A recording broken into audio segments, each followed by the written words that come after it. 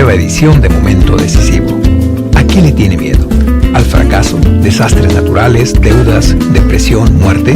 Podemos agregar muchas más cosas a esa lista. Esta serie habla sobre el temor, porque es uno de los problemas más presentes en nuestra cultura actual. La Biblia dice que conforme nos acercamos a los tiempos del fin, los corazones de los seres humanos empezarán a desmayar por el temor. Eso ciertamente describe la cultura en la que usted y yo participamos todos los días. ¿Tiene la Biblia algo que decir en cuanto al temor? Sí, lo tiene. De hecho, la instrucción que con mayor frecuencia se repite en la Biblia es: no temas. Vamos a explorar eso de la mejor manera que nos sea posible en estos mensajes, en las próximas semanas, hablando de ¿a qué le tiene miedo? Y ahora con ustedes nuestro maestro, el Dr. David Jeremiah, para introducir el programa de hoy. En su día, era la superestrella del cine. No había nadie más glamurosa que Marlene Dietrich. Empezó su carrera actuando en los escenarios de Berlín en las películas mudas de los años 20, y su éxito, a la larga, la llevó a Hollywood, en donde se nacionalizó en los Estados Unidos en 1939. En la cúspide de su carrera, cobraba $200,000 por película, que en cantidad es algo muy pequeño por las normas de paga en el cine de hoy, pero que en su día era una paga gigantesca. En 1999, como 60 años después de la cúspide de su fama, el Instituto Estadounidense de Películas nombró a Marlene Dietrich la 9ª estrella más grande de todos los tiempos. Pero su verdadera experiencia parte el corazón como ninguna de las películas que jamás ella protagonizara. A pesar de su éxito y aclamación, Dietrich era un alma en conflicto. Vivía para la aprobación y aplauso del público que la adoraba.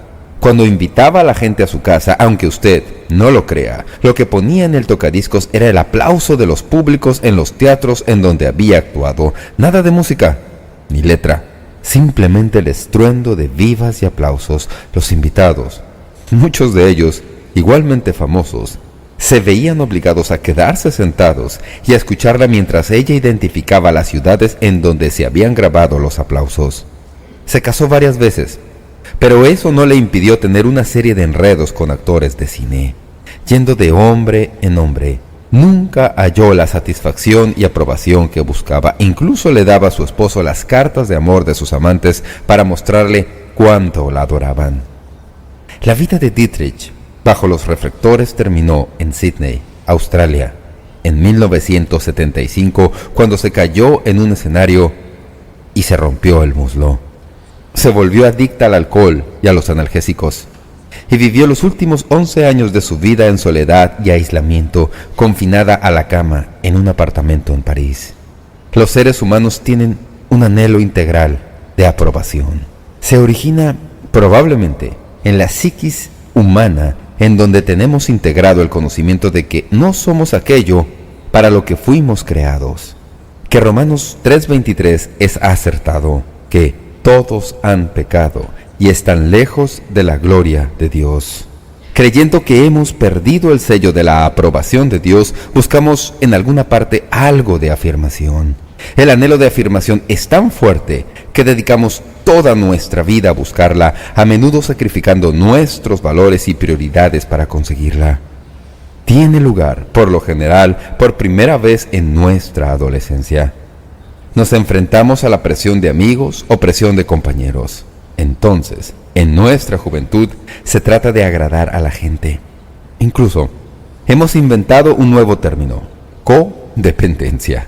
Pero todo eso es lo mismo, de cierta manera. En todo nivel de edad, las personas viven en una autoimpuesta esclavitud a otros y a la opinión que ellos tienen de nosotros.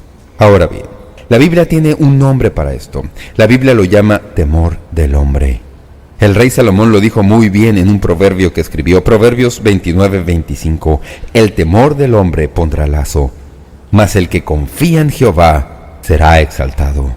En el mensaje de hoy, quiero hablarles de un personaje bíblico que nos muestra el peligro de temer la desaprobación del hombre. El personaje de quien quiero hablarles es el apóstol Pedro.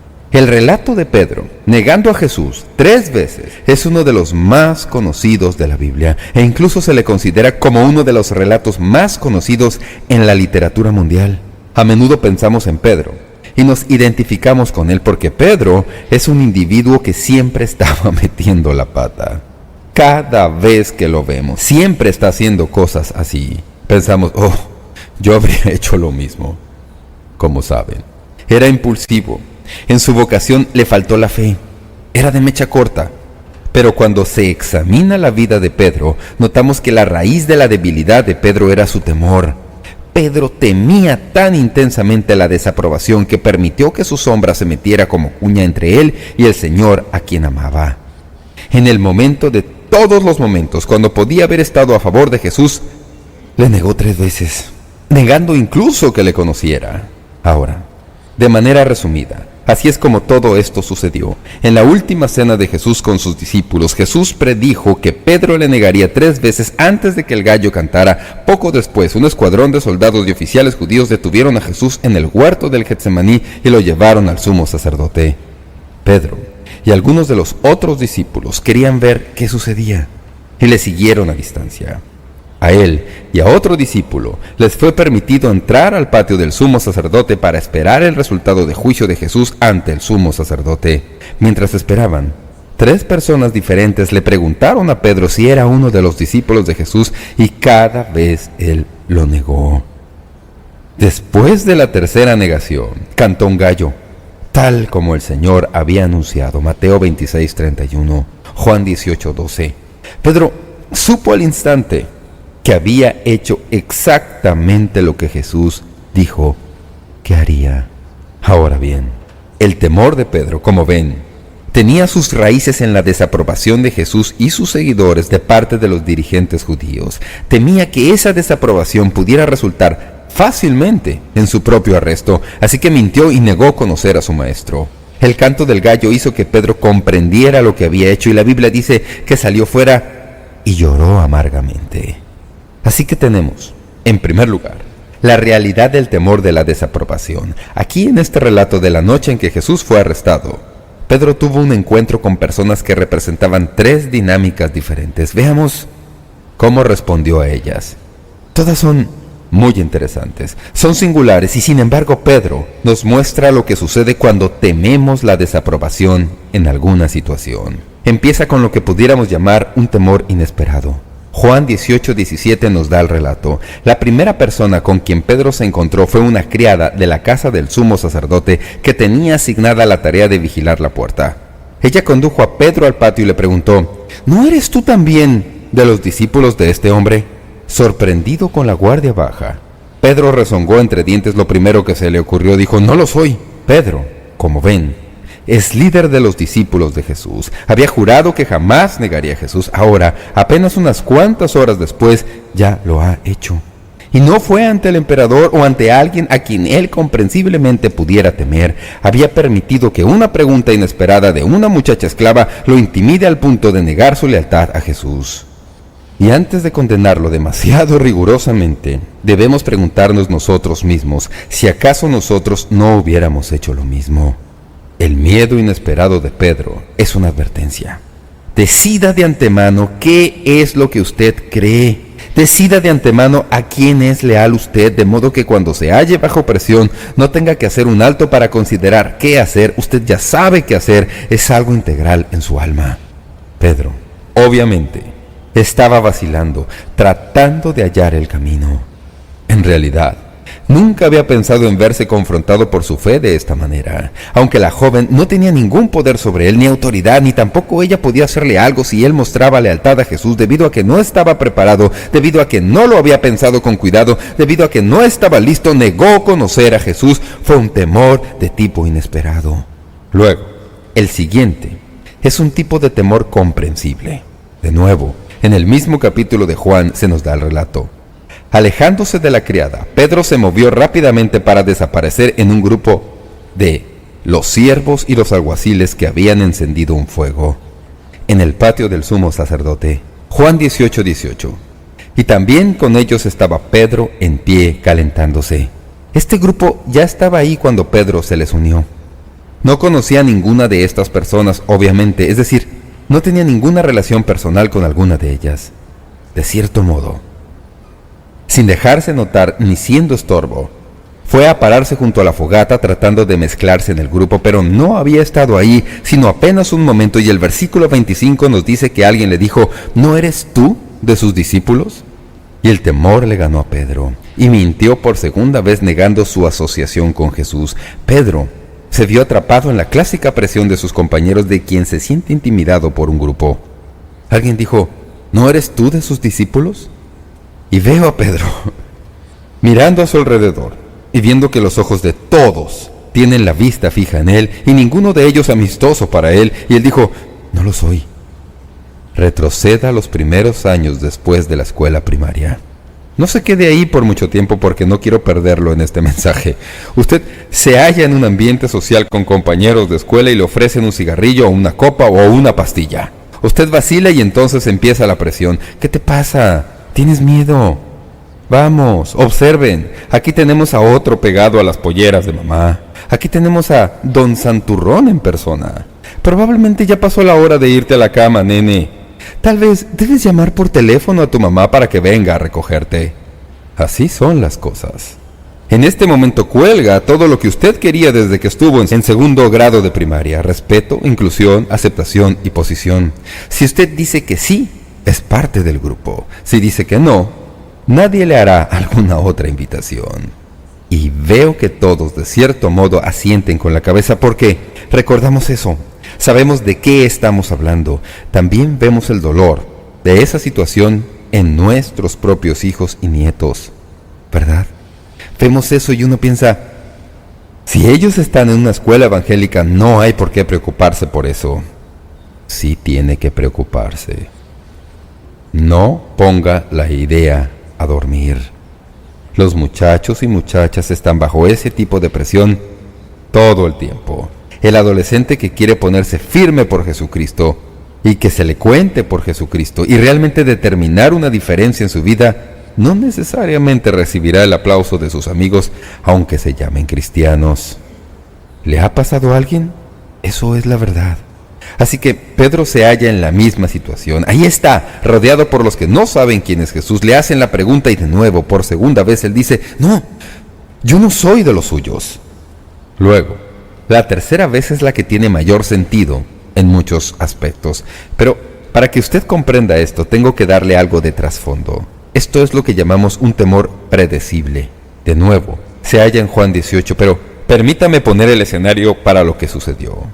La tercera acusación contra Pedro parece haber sido la más amenazadora y la menos sorprendente. Nos da otra ventana en cuanto a la naturaleza del temor. Como recordarán, cuando los dirigentes judíos fueron al Getsemaní para detener a Jesús, fueron con soldados.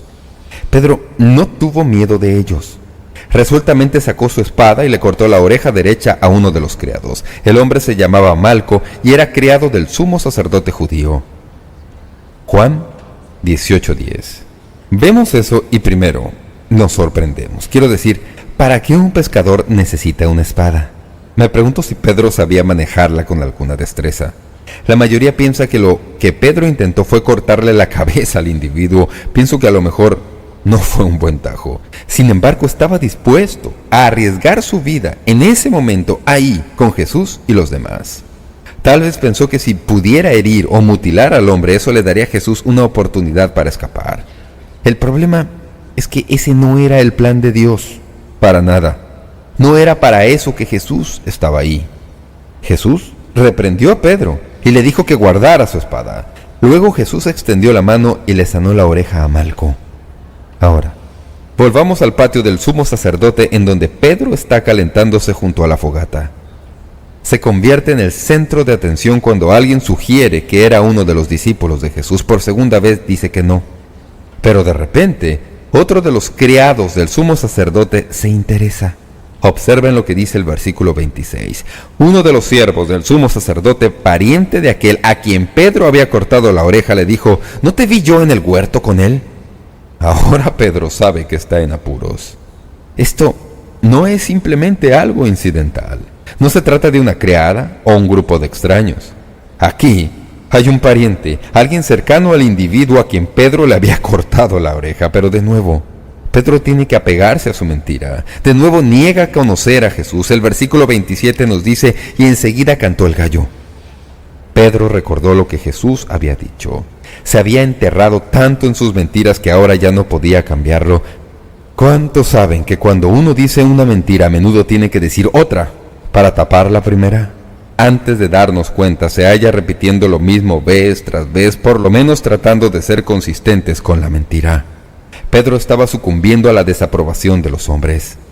Ahora bien, ustedes conocen todo el episodio y todo lo que he hecho es refrescarles algo la memoria, pero permítame retroceder algo y dividir esto de cierta manera a ver si podemos descubrir las razones por las que tememos la desaprobación, razones por las cuales Pedro fracasó y por qué sucumbió al temor de la desaprobación. Permítame darle 5 razones, por así decirlo, que brotan del relato extendido de Pedro en la Biblia. La primera razón es que estamos llenos de nosotros mismos. Lo primero que notamos es que Pedro estaba lleno de sí mismo. Cuando tememos a otros, por lo general se debe a que estamos demasiado enamorados de nosotros mismos. Es claro por el relato bíblico que Pedro estaba lleno de energía, optimismo, intrepidez, ímpetu, confianza. Pedro era el tipo de personas que pensaba que todos tenían que oír su opinión, incluso Jesús. En cierta ocasión, llevó a Jesús aparte y lo reprendió porque Jesús había dicho que iba a Jerusalén a morir. Mateo 16:21. Pedro le reprendió. Y por supuesto, Pedro fue el que se bajó del barco cuando vio a Jesús andando sobre las aguas para decir básicamente, si tú puedes hacerlo, yo también puedo. Pedro tuvo que aprender una breve lección ahí, como recordarán.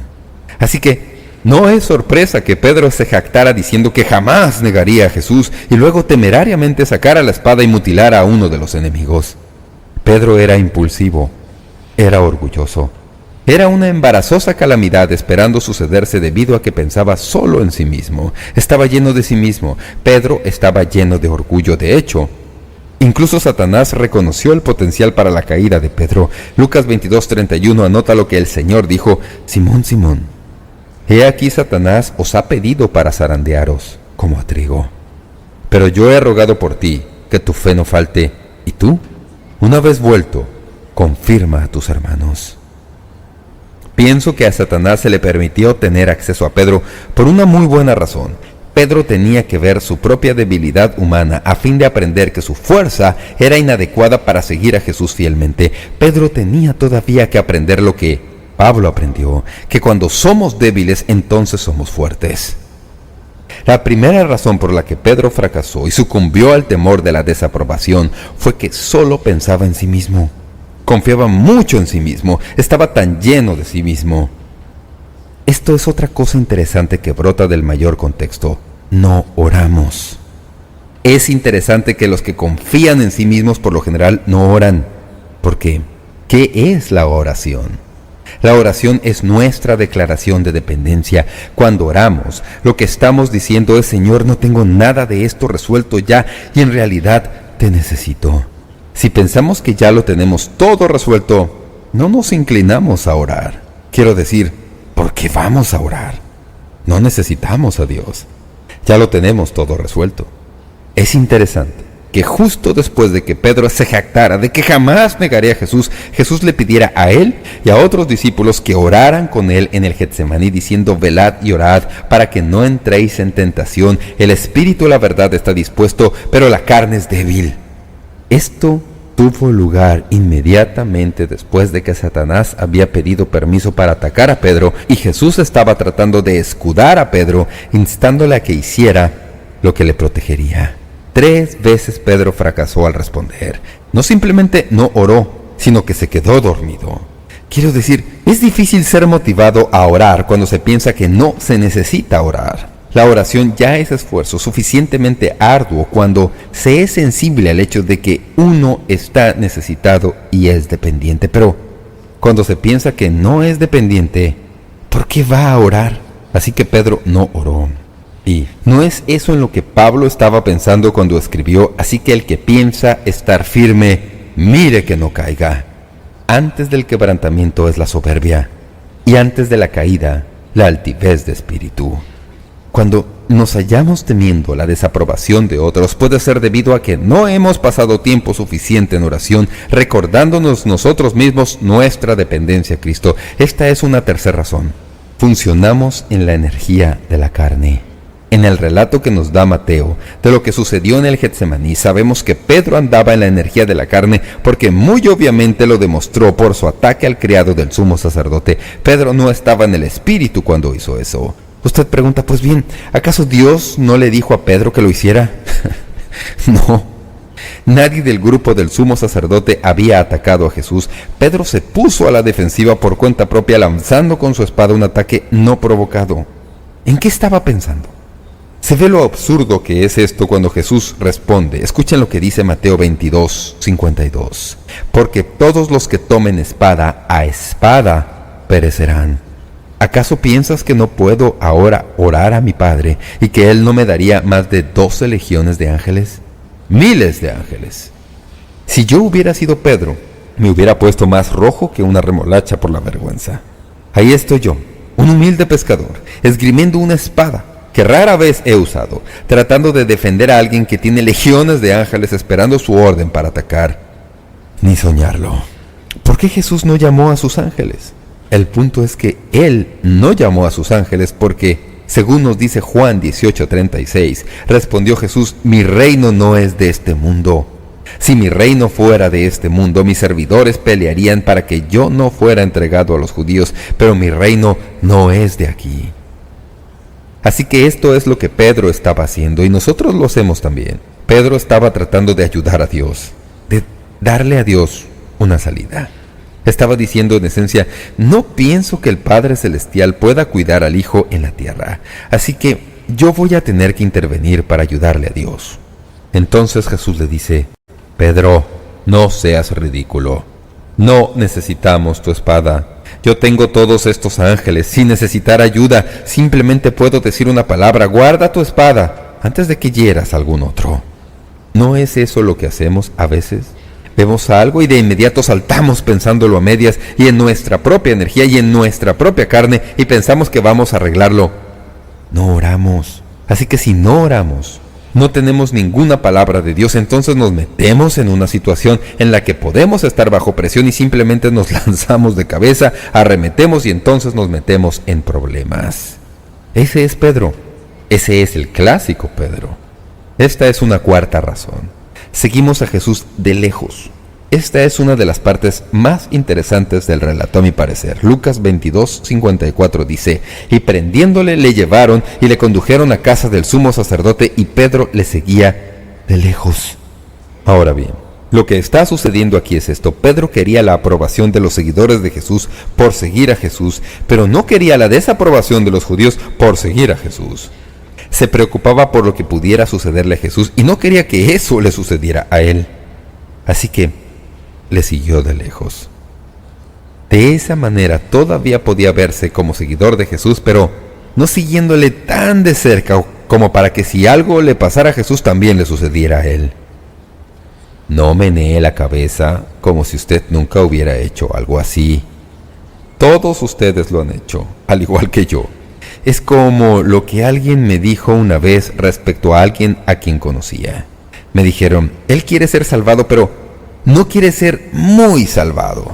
¿Saben lo que quieren decir con eso? Es algo así como querer entrar en el reino de cierta manera, pero no dar un paso más allá de eso. Simplemente ser salvado, pero no ser fanático en eso. ¿Saben una cosa? Así es como son muchos cristianos en nuestras iglesias. Han sido salvados, saben que van al cielo, están básicamente seguros de que no van a ir al infierno. Son miembros de la iglesia, son salvados, pero no muy salvados. En realidad, eso no afecta gran cosa a la forma en que viven sus vidas. Ahí es donde estaba Pedro. Estaba siguiéndole de lejos. Era un seguidor de Jesús, pero no mucho. Era como diciendo, no vayamos muy lejos en esto. Así es como la indecisión se ve en alguien que teme al hombre. Teme al hombre tanto que tiene miedo de demostrar lealtad total a Jesús. Recuerdo la lucha que tuve como creyente en la secundaria. Quería contar con la aprobación de Jesús. Era creyente, pero al mismo tiempo quería ser popular y quería contar con la aprobación de mis compañeros. Los compañeros con quienes jugaba baloncesto y corría en la pista no eran creyentes. Cuando estaba con ellos, su agenda era tan diferente de la mía como podría serlo, pero a fin de encajar, me sentía como que tenía que seguirles la corriente. Así que por un tiempo, mientras estaba en la secundaria, viví dos vidas. Tenía la vida que llevaba en casa con mis padres, y recuerden que mi padre era pastor, y los muchachos con quienes iba a la iglesia, y luego tenía la vida que llevaba en el colegio con personas que no asistían a la iglesia. Desafortunadamente, hubo algunos compañeros de dos caras y ellos me metieron en problemas. Algunos de esos compañeros asistían a la iglesia y en mi esfuerzo por empatar los dos mundos cometí unos cuantos errores serios. Posiblemente ustedes recuerden este episodio porque ya lo he dicho en otras ocasiones, de cuando me atraparon. Yo jugaba un partido de baloncesto en la secundaria en un gimnasio que había en la ciudad en donde crecí. Era un gimnasio con una puerta que daba a la calle. Era invierno y algunos habían entrado, pero todavía no habían limpiado el agua del piso. Yo hice un quite muy rápido y pisé el agua y resbalé. Me resbalé hasta una esquina y ahí estaba un grupo de universitarios y mi padre era rector de la universidad. Todos mirándome, sin darme cuenta quiénes eran. Solté una palabra que jamás debería haber salido de un joven que es pariente del rector de la universidad. De repente, me di cuenta que todas esas personas sabían que yo era un farsante. Recuerdo esa noche como si fuera ayer. Me fui a casa, a mi dormitorio, y me puse de rodillas. Me arrodillé ante el Señor y le dije: Dios, en realidad estoy cansado de esto. No puedo vivir así. Quiero tener ambos pies al mismo lado de la cerca de una vez por todas. Lo hice. No fue nada fácil. No voy a decirles que nunca hubo alguna recaída, pero ahí es donde se encuentran nuestros hijos hoy. Ahí es donde todos hemos estado. No se puede vivir en ambos mundos, como vamos a verlo en un momento. Si no tenemos cuidado, seguimos a Jesús de lejos. Y luego, en quinto lugar, tenemos nuestro compañerismo en el lugar errado. Noten de nuevo Juan 18. Dando un paso atrás del cuadro que Juan pinta del arresto de Jesús, vemos dos grupos de personas: Jesús y sus discípulos en el huerto, y los criados y soldados del sumo sacerdote entrando al huerto. Los dos grupos son esencialmente enemigos. Ahora, corra la cita rápido, tal vez por una hora, y hallamos una escena muy curiosa. Pedro ahora está en el patio con quienes acaban de arrestar al Señor y está calentándose junto al fuego. ¿Es acaso sorpresa que no pudiera ponerse al lado de Jesús? Había de muchas maneras cambiado de lados debido al temor de lo que ellos pudieran hacerle a él por lo que le habían hecho a Jesús. Aquí está al otro lado tratando de hacer la paz con ellos a fin de que lo que va a sucederle a Jesús no le suceda a él. Ahora bien, podemos llevar esa aplicación mucho más allá de donde deberíamos, pero permítame simplemente decir esto. Esto no es simplemente un problema de adolescentes, ¿verdad? Es un problema que todos enfrentamos. Y así, es para nosotros un recordatorio de que aquellas personas con quienes pasamos el tiempo por lo general tienen algo que ver con la forma en que funcionamos. Si usted pasa tiempo con quienes no conocen al Señor Jesucristo y puede ser fuerte en su testimonio a fin de que ellos sepan desde el comienzo quién es usted, entonces hay una probabilidad. Pero si usted trata de mezclarse con el grupo y ser uno de ellos y parte de ellos, no pasará mucho tiempo sin que usted esté haciendo cosas que no quisiera hacer simplemente para ganar la aprobación del grupo con quienes está pasando tiempo. Tenga cuidado en cuanto a los amigos que cultiva y el tiempo que pasa con personas que están decididas a alejarlo de su fe. No estoy diciendo que no sea amigo de personas no creyentes. Ese es uno de los grandes problemas que tenemos en la iglesia. No podemos llevar a alguien a la salvación porque no conocemos a nadie que necesite la salvación. Tenemos que cultivar amistad con los no creyentes, tenemos que hacerlo, pero no podemos permitir que ellos pongan la agenda. Eso es lo que estoy diciendo. Usted tiene que ser fuerte, usted tiene que declarar la fe, usted tiene que llegar donde ellos y de alguna manera necesita hacerles saber quién es usted y qué es lo que defiende, y entonces puede funcionar en el grupo. Pero si usted permite que ellos pongan la agenda, usted será la víctima. Esas son las realidades del temor a la desaprobación y algunas de las razones para la desaprobación. Quiero terminar con algunas resoluciones para el temor a la desaprobación. Lo bueno aquí es que hay un tercer acto en todo esto, y se halla en el capítulo 21 del Evangelio de Juan. El capítulo 21 de Juan es uno de mis capítulos favoritos de la Biblia porque en este capítulo vemos la gracia, la misericordia y el amor de Dios Todopoderoso. Después de la resurrección de Jesús, Pedro probablemente pensaba que sus posibilidades de hallar un lugar en el reino eran escasas y tal vez nulas. Así que él y algunos de los discípulos volvieron a Galilea y él va a volver a la pesca. Él va a volver a sus hábitos originales. Pero eso no es así para Jesús. La Biblia nos dice en Juan 21 que Jesús buscó a Pedro y le encontró a él y a otros discípulos en la orilla del mar de Galilea. Fue ahí que Pedro descubrió estas buenas noticias, que aunque le había fallado miserablemente al Señor en la prueba de lealtad, era posible ser restaurado. Esto es lo que Jesús hizo por Pedro y puede hacerlo también por nosotros. Primero, debemos reemplazar nuestro temor de otros con la aprobación de Jesús.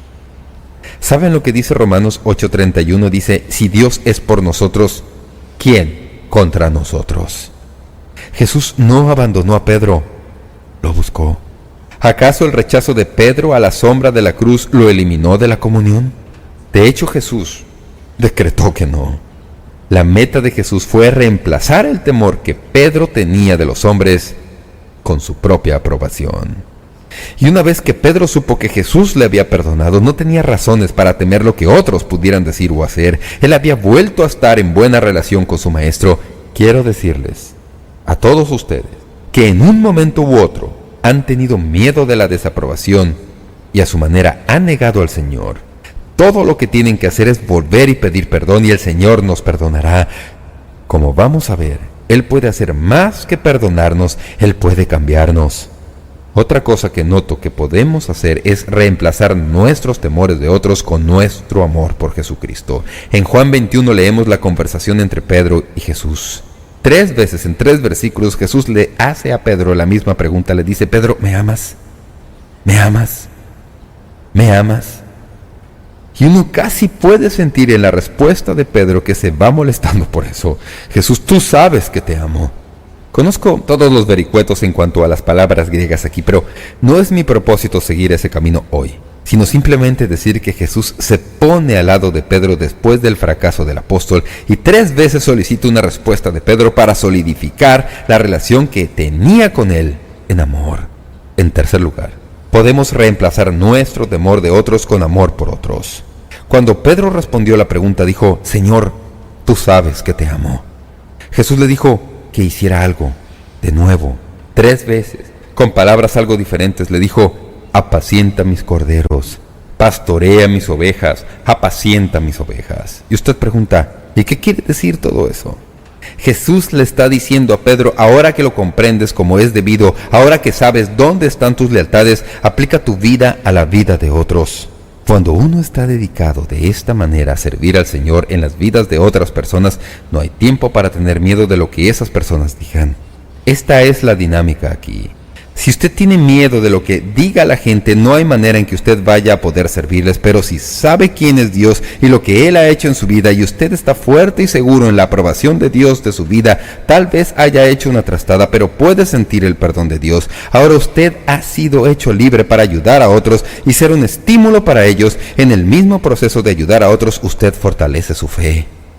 Mientras pensaba en esto, al preparar este sermón, anoté esto. Cuando amamos a otros, la vida ya no es cuestión de nosotros y así desaparece el temor de la desaprobación. Número 4. Podemos reemplazar nuestro temor de otros con fe en Cristo. Jesús ahora le da a Pedro un breve pronóstico de su vida. Pedro ha pasado la prueba. Ya está perdonado. Ahora uno pensaría, ahora él va a marchar viento en popa hasta la eternidad sin ningún otro tropiezo. Pero no. El Señor Jesús le dijo a Pedro, Pedro, quiero que sepas esto. Ahora que has pasado esta prueba, quiero que sepas que tu vida no va a ser fácil. Le dice según Juan 21:18, mas cuando ya seas viejo, extenderás tus manos y te ceñirá otro, y te llevará a donde no quieras. Esto dijo, dando a entender con qué muerte había de glorificar a Dios. Y si usted conoce la historia, los historiadores seculares nos dicen cómo sucedió.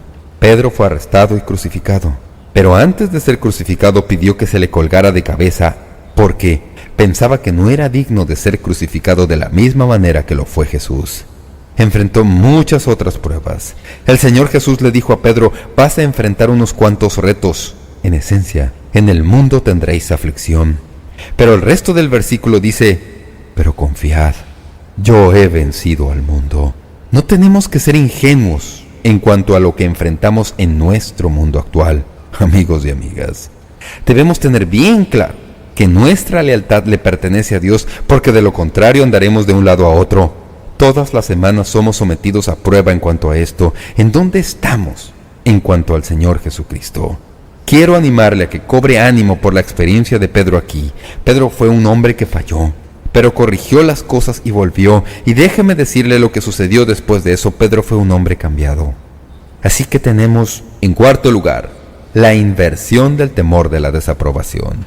Cuando las televisoras empezaron a transmitir en la década de los 90 de nuevo el partido de los lunes por la noche, algo sucedió en la Liga Deportiva por primera vez. Después de que dos equipos muy conocidos terminaron el partido, un grupo de 8 jugadores de ambos equipos se reunieron cerca del centro de la cancha, se arrodillaron y elevaron una oración. Esa fue la primera ocasión en que eso sucedió. La idea cundió y pronto otros jugadores comenzaron a reunirse en la cancha para elevar una oración después de los partidos. Sin que sea sorpresa, no a todos les gustó la idea de mezclar la fe con los deportes. Una revista dedicada a los deportes dijo que los jugadores deberían elevar sus oraciones en privado. Los directivos de la liga consideraron prohibir la práctica, pero los jugadores dieron a conocer que no cederían y que continuarían elevando una oración después de los partidos. Algunos incluso dijeron: si nos van a multar, con gusto pagaremos la multa. Y como muchos de ustedes lo sabrán, muchos todavía siguen esa práctica. Pero, ¿ha notado alguno de ustedes lo rápido que las cámaras cambian de escena cuando algún jugador se arrodilla? No quieren que se vea. Si acaso aparece en algún partido es por puro accidente. Así que tuve que hacerme yo mismo esta pregunta. Si Pedro hubiera estado en esa liga deportiva, ¿hubiera él mantenido su fe frente a la desaprobación de los medios de comunicación y espectadores? ¿La habría mantenido? En el principio no la hubiera mantenido. En el principio nunca se le habría visto doblando la rodilla después de un partido. Pero después de lo que Dios hizo por él, y después de que vio lo que había sucedido, en mi opinión, al final, él habría dirigido la reunión de oración. ¿No le parece? Él habría estado con ambas manos al aire diciendo: adelante. Sé esto, porque después de que Pedro fue restaurado por el Señor y echó un breve vistazo a lo que Dios le había llamado a hacer, era un hombre cambiado. No tengo tiempo para decirles lo que sucedió, excepto que con los otros discípulos predicó un poderoso sermón a una nutrida multitud en Jerusalén que se reunió en el día de Pentecostés, y cuando terminó, dio esta conclusión en su sermón. Vean si suena como Pedro antes o Pedro después. Esto es lo que dijo, Hechos 2:36. Sepa pues ciertísimamente toda la casa de Israel que a este Jesús a quien vosotros crucificasteis, Dios le ha hecho Señor y Cristo. La Biblia dice que el sermón fue tan poderoso que vinieron personas de todas partes y hubo 3,000 personas que se convirtieron ese día. La Biblia dice más adelante que él estaba predicando y lo observaban. Hechos 4:13 dice: entonces viendo el denuedo de Pedro y de Juan, escuchen, la intrepidez de este hombre que anteriormente tenía miedo. Entonces viendo el denuedo de Pedro y de Juan, y sabiendo que eran hombres sin letras y del vulgo, se maravillaban y les reconocían que habían estado con Jesús. Allá tenemos a Pedro fracasado debido a su temor, y aquí tenemos a Pedro sobresaliendo debido a su fe. Así que tenemos que vivir nuestras vidas en una de dos maneras, ¿verdad? Bien sea vivamos en temor o bien sea vivamos en fe. No puedo decirle que usted puede reproducir el peregrinaje de Pedro, nadie puede. Todos nosotros experimentamos algunas de las emociones que Pedro experimentó. Pero lo que sí puedo decirle es esto: podemos, cada uno de nosotros, pedir la intrepidez de Pedro. Podemos pedirle a Dios que nos dé intrepidez en nuestras vidas. Por limitado que esto pudiera parecernos, le aseguro que en algún momento en esta semana, sea lo que sea que usted haga, donde quiera que vaya, tendrá una oportunidad de declarar su fe. Nadie tendrá que obligarlo. Usted simplemente tiene que ser un creyente normal, o de lo contrario se verá tentado a aguarlo. ¿Alguna vez ha visto a algunas personas en un restaurante que parece que no están seguras de si quieren orar o no? Hacen como que se limpian la frente y dicen una oración relámpago. Pienso que cuando lleguemos al cielo vamos a enterarnos cuál fue la oración más breve jamás elevada en un restaurante. Tal vez sea: bendice la comida y dale a la cuchara. Por otro lado, tengo un amigo predicador que pensaba que debía compensar por todo esto y se ponía de pie en el restaurante y hacía una oración para que todos la oyeran, lo cual no es correcto hacer. Por otro lado, ¿alguna vez ha estado en un restaurante y ver a alguna familia, mamá y papá y uno o varios hijos, que sin hacer ninguna laraca simplemente se toman las manos antes de servirse los alimentos y elevan una oración? Cada vez que veo eso, casi me dan ganas de llorar, porque lo veo menos y menos de lo que solía verlo. Amigos y amigas, no tenemos que avergonzarnos de nuestra fe, no tenemos que ser impositivos al respecto, ni tampoco tenemos que ser beligerantes u hostigosos, pero sí debemos ser firmes en lo que creemos. No podemos permitir que la cultura secular en que vivamos nos margine o haga de nosotros algo que no somos. Somos hijos del Rey de Reyes. Podemos estar de pie y con nuestras manos levantadas y nuestras cabezas bien erguidas. Así que, cuando se sienta tentado a tener miedo de la desaprobación, simplemente recuerde quién lo aprueba. La aprobación del Dios Todopoderoso es la única que usted realmente necesita. Así es como esto funciona. Si usted tiene la correcta relación y el correcto temor de Dios, no tiene por qué temerle al hombre. Si usted sabe quién es Dios y entiende lo importante que es Él, y Dios le ha aprobado, no necesita la aprobación de nadie más. Si Dios es por nosotros, ¿quién contra nosotros? Así que con esa confianza en nuestros corazones, no nos acobardemos cuando la presión crece. Vivamos para Dios con un gozo en nuestros corazones. Usted puede hacerlo de una manera muy natural. Declare su fe según tenga oportunidad. No tiene que avergonzarse de hacerlo. Lo más grande que jamás me ha pasado en la vida es cuando conocí a Jesucristo como mi Salvador. ¿Por qué voy a querer enterrar eso bajo los escombros de todo lo demás que me ha sucedido? Yo quiero que eso esté en la cúspide. No me avergüenzo de Jesucristo. Gracias a Dios que Él no se avergonzó de mí.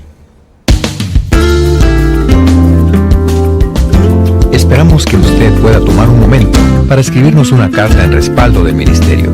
Le agradecemos su correspondencia, y cuando nos escriba o nos envíe un correo electrónico, sírvase a anotar claramente su nombre y dirección completa y el nombre de la emisora en que escucha este programa.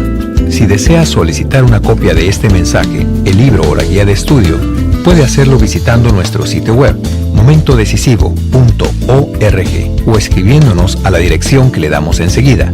Este mensaje corresponde a la serie completa de enseñanzas titulada ¿A qué le tiene miedo?, en 10 discos compactos. Para más información sobre cómo conseguir estos mensajes que ofrecemos, puede visitar nuestro sitio web, momentodecisivo.org, o escribirnos a Momento Decisivo, P.O. Box 3804, San Diego, California, 92163, Estados Unidos de América. Sintonícenos nuevamente en la próxima edición de Momento Decisivo para estudiar juntos la palabra de Dios aquí, en Momento Decisivo, con el Dr. David Jeremiah.